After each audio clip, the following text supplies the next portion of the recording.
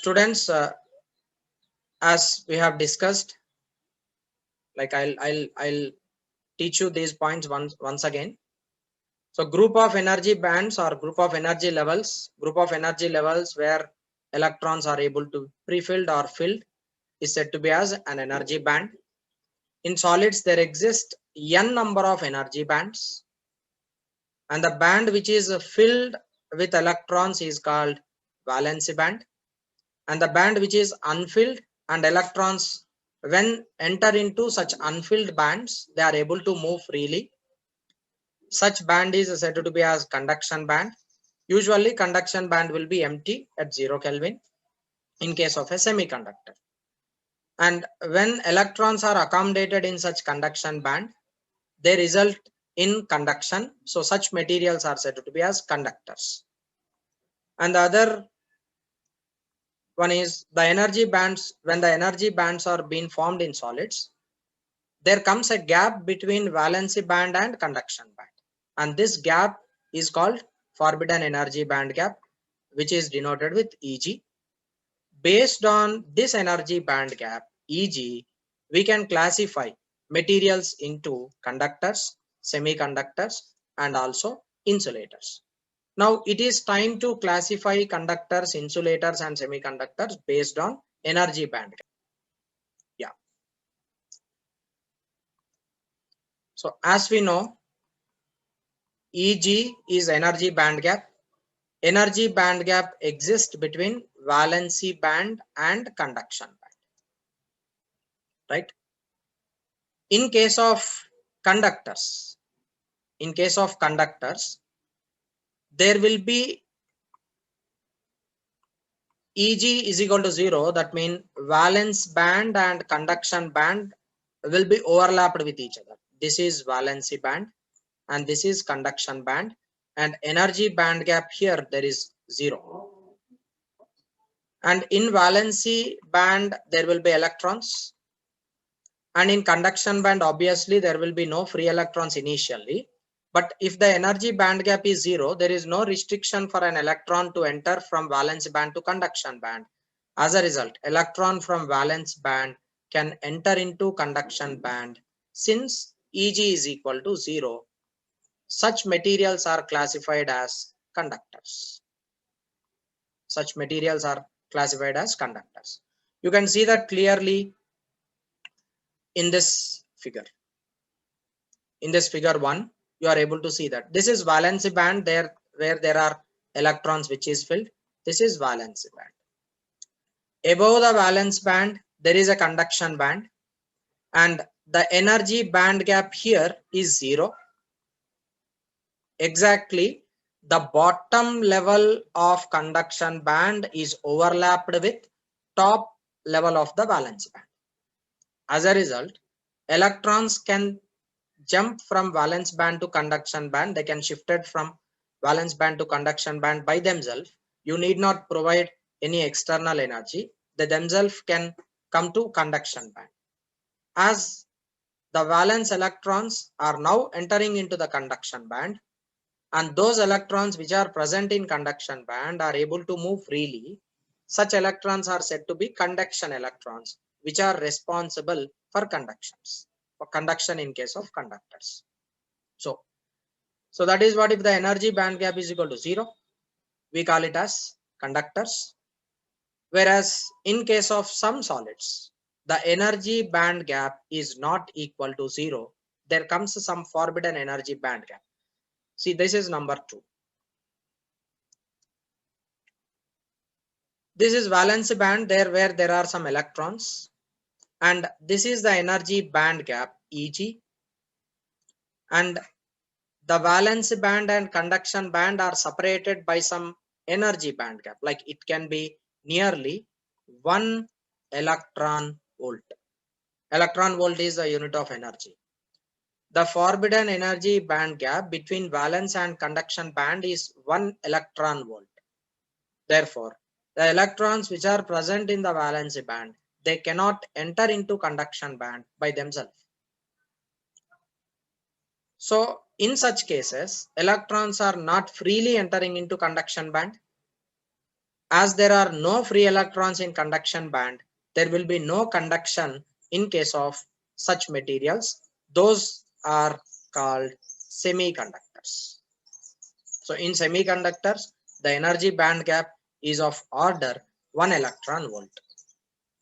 And coming to the other case where valency band, this is valency band, and the energy band gap between conduction band and valency band, it is nearly 3 electron volt. The energy forbidden energy band gap is 3 electron volt. So when the energy band gap is nearly equal to 3 electron volt, in such cases, electrons from valency band cannot enter into conduction band at any particular case. Like at any circumstance, electrons from valency band cannot enter into conduction band. Such type of materials are called insulators. So based on energy band gap, you can classify materials into 3 different types. They are conductors, insulators, and semiconductors. In case of conductors, energy band gap is equal to 0.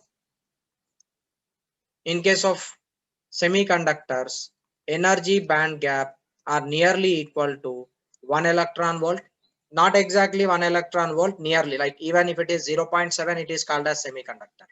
And even if it is greater than 1 electron volt, like sometimes it can be 1.1 or 1.2 or 1.3, 1.5. Even in such case, you can call it as a semiconductor. And whereas in case of insulators, energy band gap is nearly equal to 3 electron volt. That means 2.5 or 2.8, 2.9, that even comes under insulator. 3.5, 3.2, that even comes under insulator itself. So energy band gap decides the nature of conduction in case of materials. So conductors, insulators, and semiconductors are classified based on forbidden energy band gaps. In case of conductors, as I already told you, the overlapping of bottommost level and topmost level of valence and conduction band takes place. Electrons can readily enter into conduction band, which results conduction in case of conductors. But in case of semiconductors and insulators, it is not possible. Electrons does not enter into conduction band freely because there is energy band gap. So as a result, electron will remain in the valence band in case of semiconductors and insulators. So unless electrons enter into conduction band, semiconductors behave as insulators. Semiconductors will behave as insulators, and this is usually at 0 Kelvin. At 0 Kelvin, all the electrons will be in the valence band. No electron will be there in conduction band in case of semiconductors or insulators. Therefore, they are said to be as insulators. Semiconductors are insulators at 0 Kelvin. For semiconductors, the energy band gap is 1 electron volt, and all the electrons at usual, like at 0 Kelvin, electrons, like valence band is completely filled. At 0 Kelvin, valency band is filled and conduction band is empty. Okay, so point number 1 to be noted is at 0 Kelvin, semiconductor is an insulator. Now what happens when you are increasing the temperature? What is room temperature? At room temperature is nearly 300 Kelvin. At room temperature, what happens we shall see, right? Observe temperature here. This indicates temperature. Okay, this indicates temperature. Now you can see what is happening in case of semiconductor.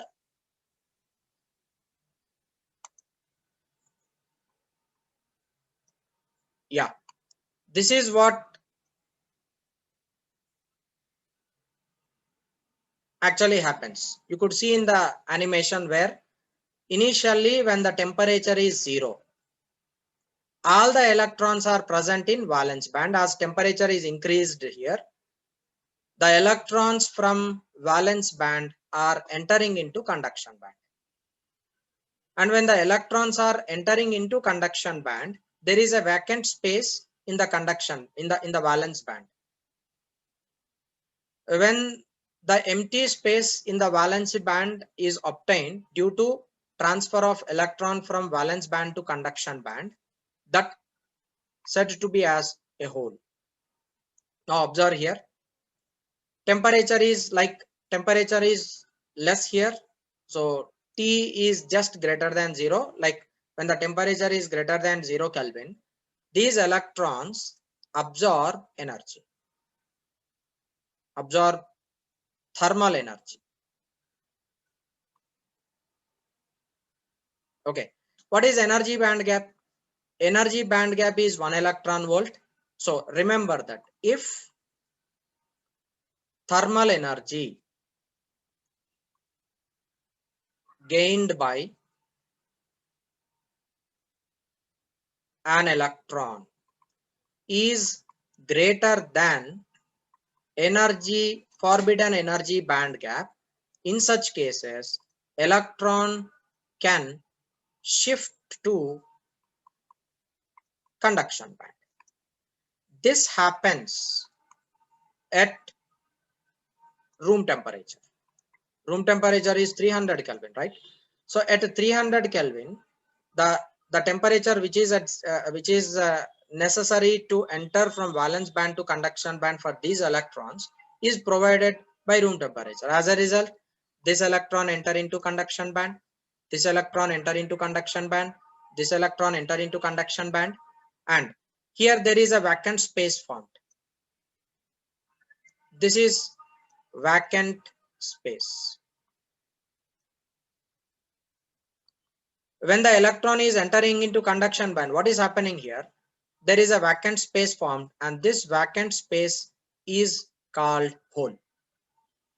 You can see that in the animation clearly.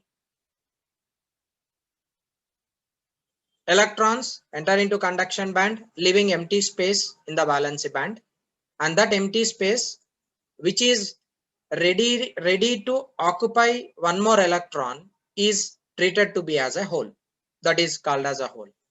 Now clearly you can understand, in a semiconductor, if the temperature is above 0 Kelvin, and if the temperature which is externally sufficient to overcome the energy band gap for an electron, then electron will not stay in valence band, it will shift into conduction band.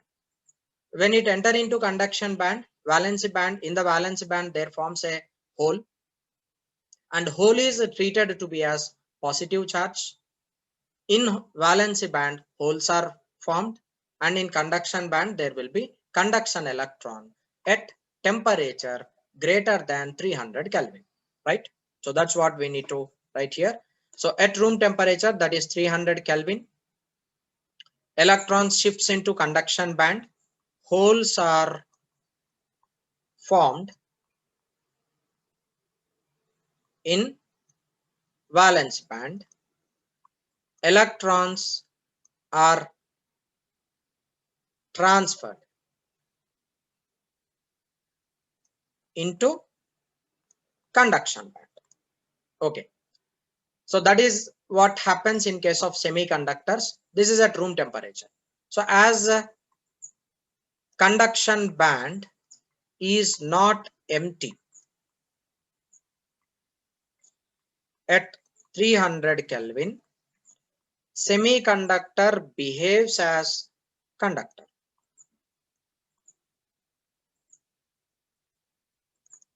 Semiconductor behaves as a conductor if the temperature is greater than 0 Kelvin. So remember that semiconductor can behave as conductor and as well as insulator.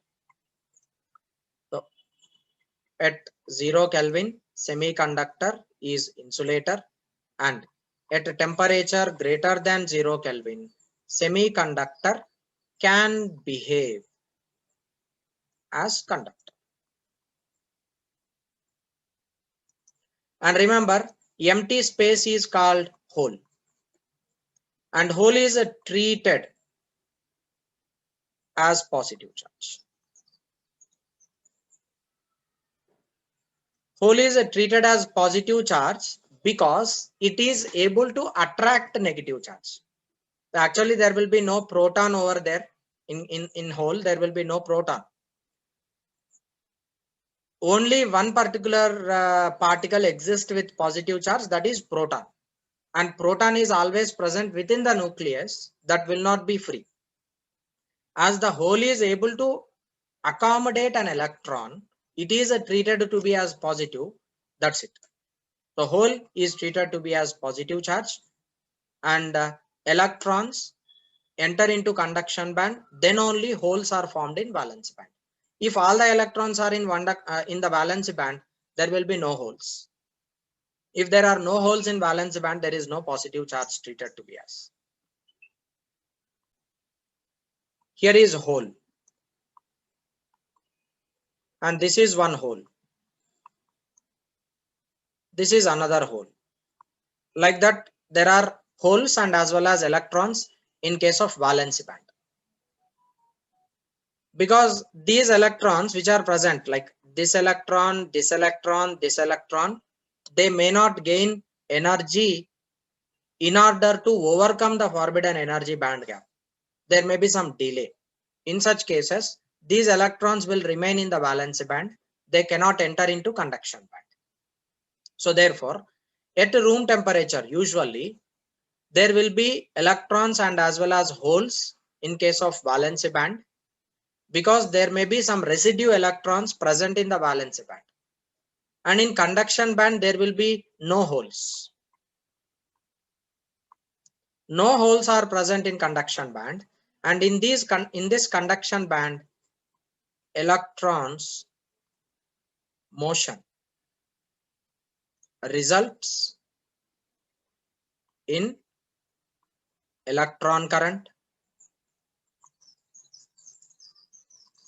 and that is denoted with IE. And in case of valence band, what is happening here? There are 3 electrons and there are few holes. These are holes. These 3 electrons at room temperature, I am talking at room temperature, that is at 300 Kelvin. Now, as this hole is treated to be as positive charge and the electron is negative, this is treated to be positive, this is treated to be positive, all the holes are treated to be as positive. What would happen now? This electron, as it is attracted by this hole, it means that as it is treated as positive, this electron can transfer into hole. When the electron is entering into this hole, what would happen? Here, this space become empty. And that electron, when coming to this region, it does not remain here, it may enter into this hole. Likewise, this electron can enter into this hole, leaving this as empty. Vice versa, this electron can enter into this hole, leaving this as empty. What is happening in this case? Due to motion of the electron, due to motion of electrons in valency band to occupy holes, there results motion of holes. Check it up. If an electron is coming right side, hole will be formed on left side. So if one electron is coming, like say for example, there is an electron here, it is entering like this. It is entering into, this is electron motion. What would happen now? There forms a hole here. When it goes from here to here, there forms a hole. When it goes from here to here, there forms a hole. When it goes from here to here, there forms a hole like that. Electron, as it is moving right side, holes are formed left side. So holes are also moving due to the motion of electrons in the valence band. So as the holes are moving left side, that is what positive charge is able to move. As the positive charge is moving, here we get hole current IH. Therefore, in case of a semiconductor,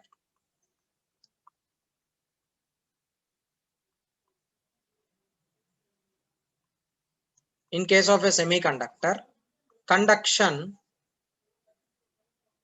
is due to electrons and holes. Therefore, net current is denoted with I, which is a sum of electron current and as well as hole current. Electron current will be resulted because of the electron motion in the conduction band. Hole current is resultant when electrons are moving in the valence band. So therefore, net current in a semiconductor is a sum of electron current and hole current. And this is very important thing you should remember. And these semiconductors are called bipolar conductors. Why these are called bipolar conductors? Bi mean two. In case of a conductor, there will be only electron motion. Because of that, you will be getting only electron current. But here charge carriers are electrons. Electrons and holes are charge carriers.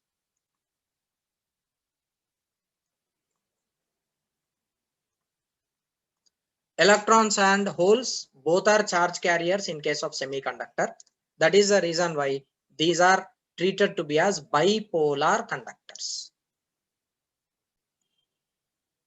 First type of semiconductor is pure semiconductor. These are also called intrinsic semiconductor.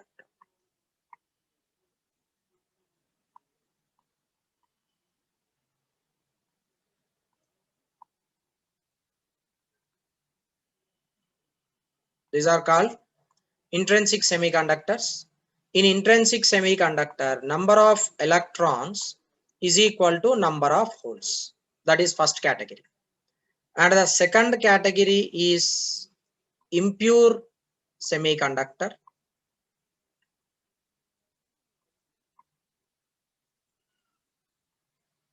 Impure semiconductors are also called extrinsic semiconductors.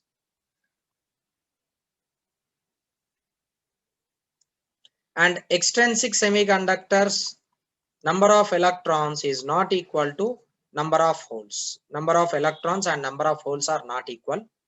And extrinsic semiconductors are again classified into two types. They are P-type semiconductors and N-type semiconductors. As we know, number of electrons and number of holes are not equal in case of extrinsic semiconductor. In a P-type semiconductor, number of holes are greater than number of electrons. Whereas in N-type semiconductor, number of electrons are greater than number of holes. So these are the classification of semiconductors. First category is pure semiconductors where number of electrons and holes are equal. And second category is impure semiconductor or extrinsic semiconductor in which number of holes and electrons are not equal. As Ne is not equal to Nh, you have two categories again, P-type semiconductor and N-type semiconductor. P-type semiconductor has number of electrons less than that of number of holes. In N-type semiconductor, electron number is greater than that of hole number. About these classifications and how semiconductors are being made as N-type and P-type will be discussed in tomorrow's next video session.